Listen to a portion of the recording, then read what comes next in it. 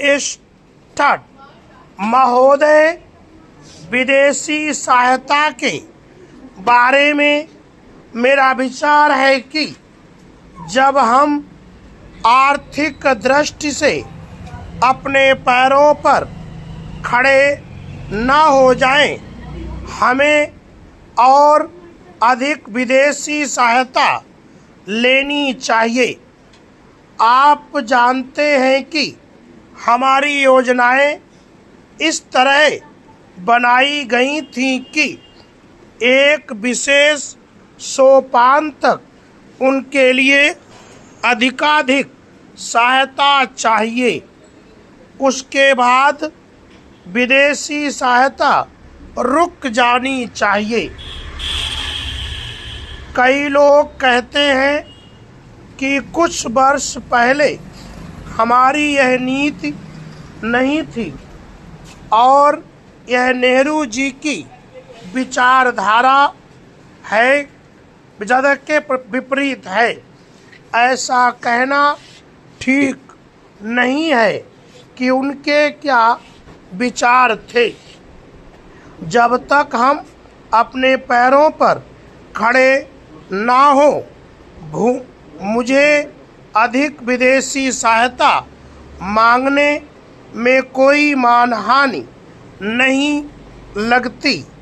कुछ लोग यह कहते हैं कि हमने अपने लोगों की योग्यता का लाभ उठाने की पर्याप्त चेष्टा नहीं की।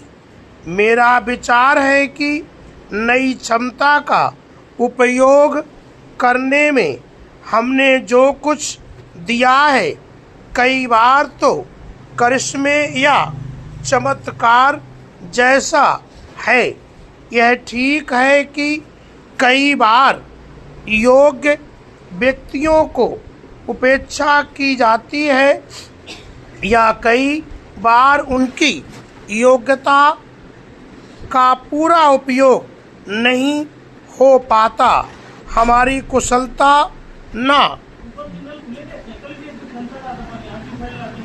बढ़ने का यह भी एक कारण है। मुझे इसमें कोई संदेह नहीं कि हमारी कठिनाइयाँ बराबर बढ़ती जाएंगी। कई बार तो एक ही दिन में 100% तक भी बढ़ जाएगी, पर मैं तो कठिनाइयों का सामना डटकर करती हूँ। बचपन से ही मैं इस तरह चलती रही हूँ। यदि मैं जनता से छोटे लक्ष्यों की चर्चा करूँ तो वे कहेंगे अपनी छोटी छोटी योजनाएं अपने पास ही रखो और योजना आयोग को ही उन्हें पूरा करने दो।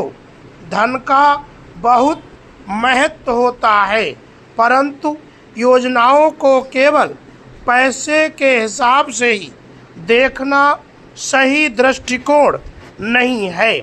आप मुझे क्षमा करेंगे, मैं राष्ट्र की समस्याओं को एक गृहिणी की या माँ की नज़र से देखूं। क्या मैं अपने बच्चों को भूखा मरने दूंगी?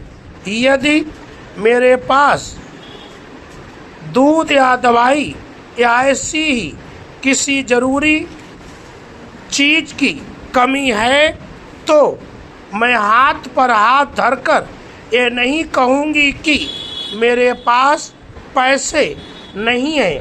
यदि आप गरीब हैं तो इसका यह मतलब नहीं कि आप परिवार को भूखा मरने दें।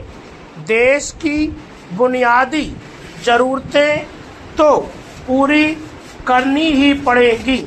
हमारे राज्य की ज़रूरतें क्या हैं? क्या हम अपनी परियोजनाओं के लिए उचित समय पर धन की व्यवस्था कर पाते हैं? स्टॉप।